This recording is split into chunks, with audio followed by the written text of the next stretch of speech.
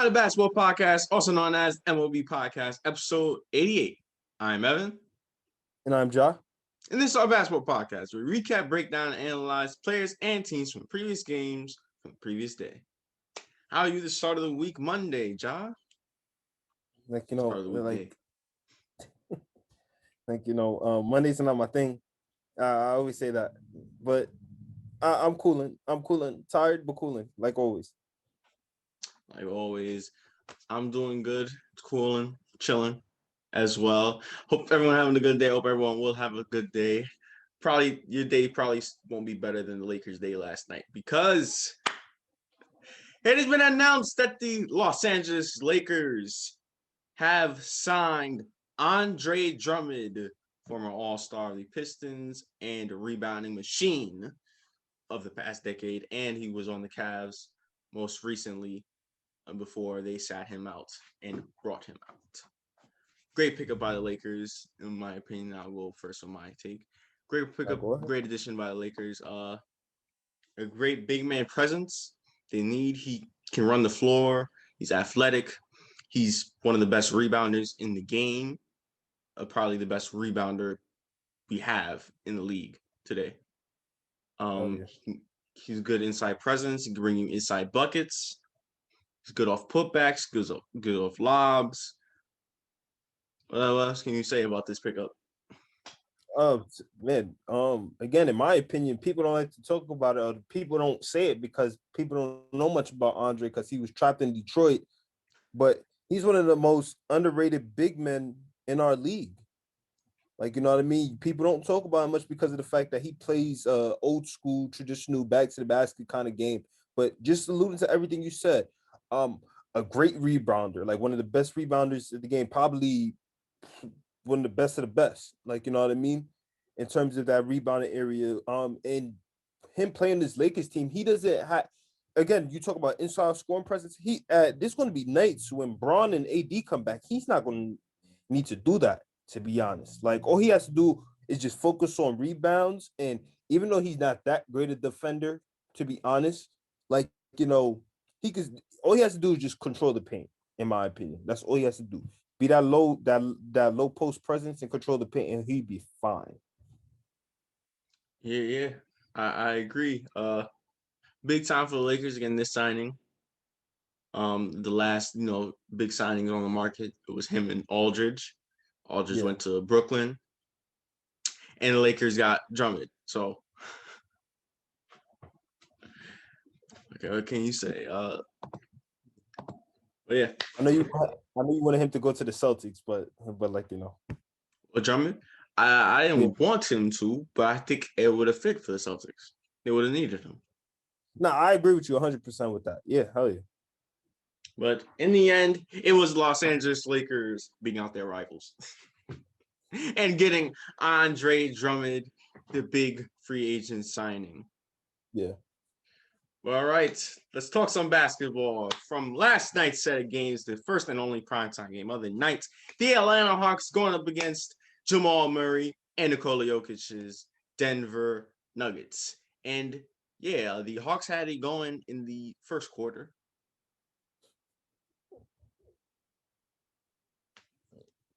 And then that was game. Because the Nuggets just took control in the second quarter, third quarter, and the fourth, and they really just ran away with it in Aaron Gordon's debut as a Denver Nugget, and he did have himself a pretty good game, finished with 13 on the night.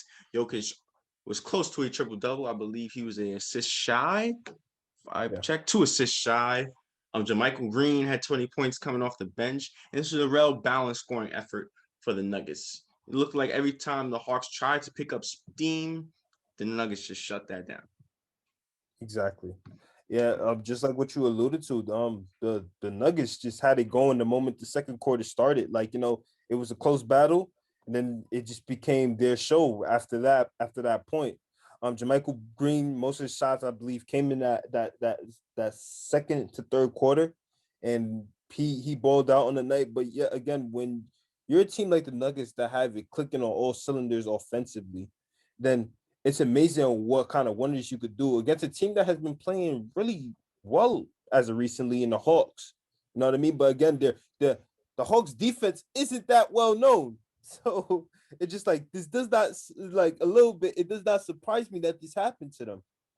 Even though I am shocked because I felt like their offense shot kept up, their defense has been a limitation, just like with a lot of teams in the league. Yeah, their defense has always been a limitation. Yeah. Even when they had Lloyd Pierce, and now that they have Nate McMillan. Who? Leave me alone, please. No, I didn't hear what you said. My fault. I didn't hear what you said. Who? Coach Nate. Who's Coach Nate? Isn't there a Coach Nate in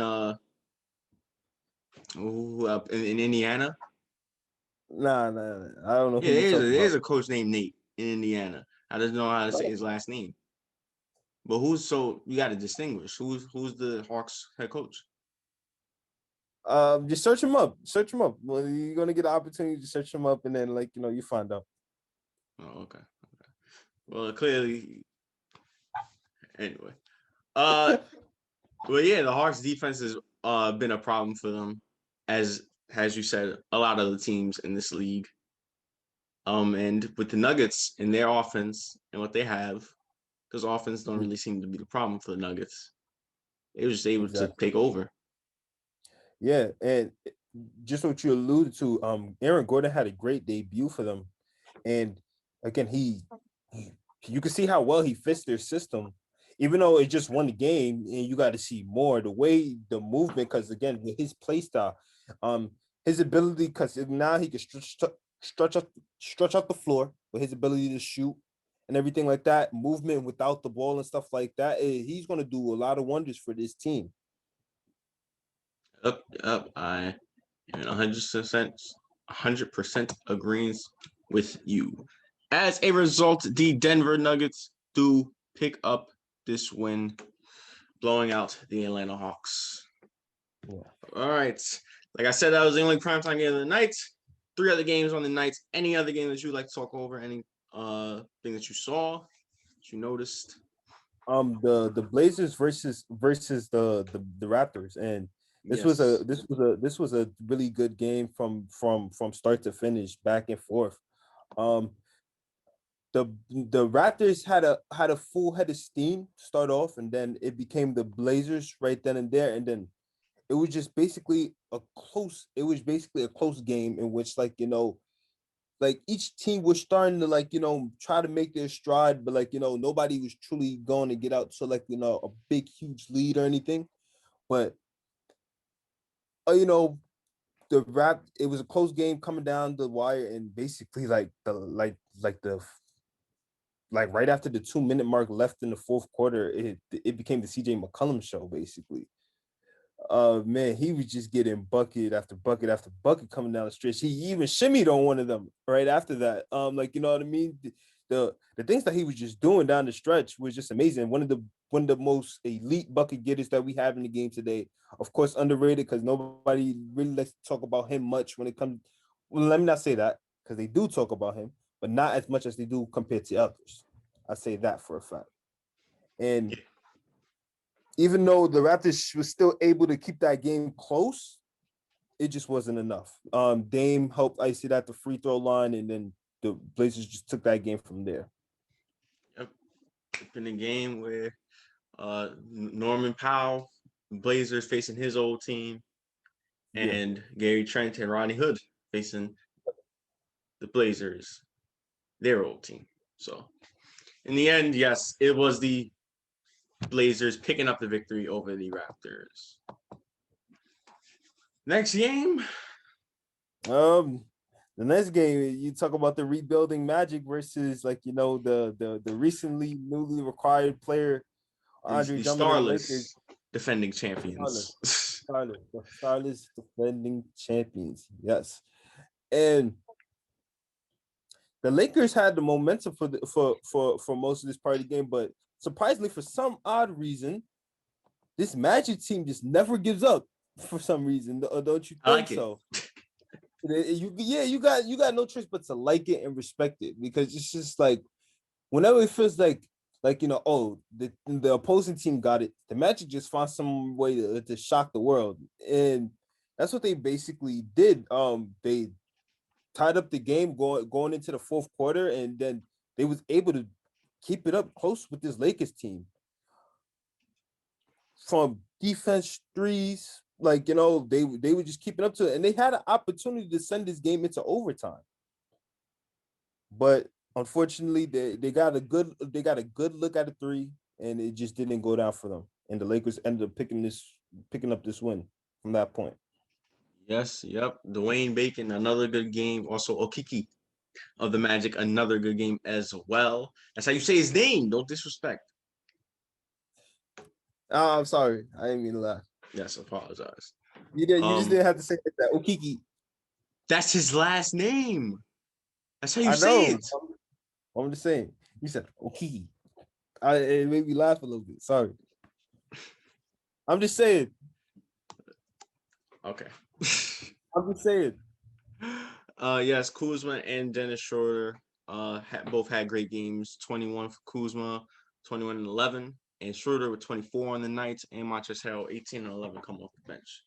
So great win by this Lakers team, even though the Magic playing very, very gutsy, despite trading away their three best players. They wish they had Shaq, but as I was saying, next game. No, they don't, because they were just trading away for picks. So no, they don't. They know what they're doing. Rebuilding. Exactly. Rebuilding mode. Mode. And the next and last game. Next game was an entertaining game, a highly entertaining game in the afternoon. The Hornets versus the Suns, and the Suns started off so well. They started off so well, and mainly because of one man, Devin Booker. Devin Booker was the driving force for this whole team on offense. And don't get me wrong, everyone else, even though not everyone else on the team could have really find their stride. Don't get me wrong, everyone was doing well, but in terms of like trying to do the same kind of input that Devin Booker was having on the game, it just wasn't like there for them. Like not for CP, not much for Ayton. Mikal Bridges was doing good when talking about defensively, of course. Yes. Things like that. But it's just like, Devin Booker was like the main person keeping this Suns team's offense alive. And they actually had a good lead with it. But again, with this Hornets team, they always find some kind of way to make a comeback. And it's all because of one man specifically on that team. And that is Devontae Graham. And it came down to the fourth. In terms of last night, it came down to Devontae Graham. At some point in the fourth quarter, with the closing 2 minutes, right after Booker made I believe a wild contested 2-point shot that I believe banked off the glass. Mm-hmm. Devontae Graham proceeded to score the 8 straight last consecutive points that would end up tying the game for the Hornets and the Suns. And as a result, he helped them go into overtime. Mm-hmm. Helped them go straight into overtime, but yet, despite his miracle, don't get me wrong, he had it going in overtime too. Despite everything that he was doing, the Suns just did it better. And they were able to close it out in overtime. But just good job by the Hornets with this comeback, and just amazing kind of work that Devontae Graham did within those moments, specifically those important moments, in order to try to keep his team at bay and try to help them win the game. Yep. Devontae Graham did end up tying the game. He had a chance to win the game at the end of regulation, but he missed. And he also had a chance to either take the lead or tie the game in overtime after a clutch forced turnover on Chris Paul, in which I think that if he just cut to the basket or took the ball to that basket or took a jump shot, probably would have been better for him. Instead, he decided to take a step back on Mikal Bridges. I guess he was feeling it from the three, and Mikal Bridges was over it, forcing him to take a tough shot, and he missed. And yeah, Hornets do end up falling to the Suns. but a great game nonetheless. Best game of the night. Yeah, hell yeah, for sure. All right. We already got through the news of Andre Drummond to the Lakers. So it is prediction time for tonight's set of games. A pretty lengthy lineup compared to last night's only 4 games. So let's get into it. First, starting off the Indiana Pacers going up against the Washington Wizards. Pacers. The Pacers. Sorry. The first primetime game of the night's NBA TV, 7:30. The New Orleans Pelicans going up against the Boston Celtics. Celtics. Both teams need to win. Both teams need to win. To as long as the Pelicans not going on. What? I'm going to keep my thoughts to myself when it comes to the Pelicans. I'm sorry. Yeah, both teams need this one to keep their momentum going. Yep. Off of their wins. The Timberwolves going up against the Brooklyn Nets. I think you know my answer. Yeah. And Kyrie will be back for this game as well. Not that he was needed, but yeah. Now you most definitely know my answer. Yeah, I think we both got the Brooklyn Nets. Yeah. The Miami Heat going up against the other team in New York, the New York Knicks. I got the Heat with this one. I got the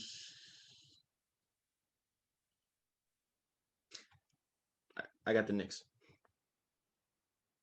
Matter of fact, yeah, I gotta respect that. Thinking that he has been playing really bad, but I think this will be Oladipo's first game back. First game as a Heat. As a member of the Heat, I believe. Yes, because he didn't play the last game. No. Yeah, so I got the Knicks. I was gonna switch, but I got the Knicks. The Raptors going up against the Pistons. I got the Raptors. Raptors as well. The Grizzlies going up against the best team in the league, Houston Rockets. J.A. Grizzlies. Grizzlies as well. The Mavericks against the Thunder. Is Luka playing? If Luka's playing, I got the Mavericks. Well, I got the Mavericks regardless. Oh, bold. But yes, I got the Mavericks as well. The Kings or the Spurs? Kings. Wait, no, Spurs. Sorry. I'm going to go with the Kings. The Cavs, let's see if they let me down. The Cavs against the Jazz. Jazz. The Bulls against the Warriors. I don't know if Curry's playing. I don't think he is. The Bulls. And lastly, the last game of the night and the last primetime game of the night, NBA TV, 10 o'clock, right after that 7:30 game. It is the Milwaukee Bucks going up against the Los Angeles Clippers.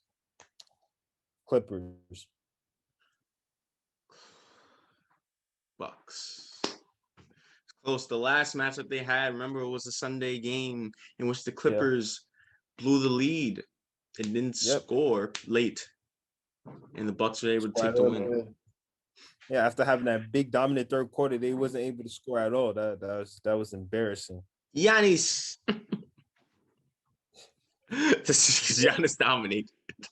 Look at man, let me tell you something. If y'all remember that game, don't forget the Clippers had a big third quarter in which the Bucks had a cold third quarter.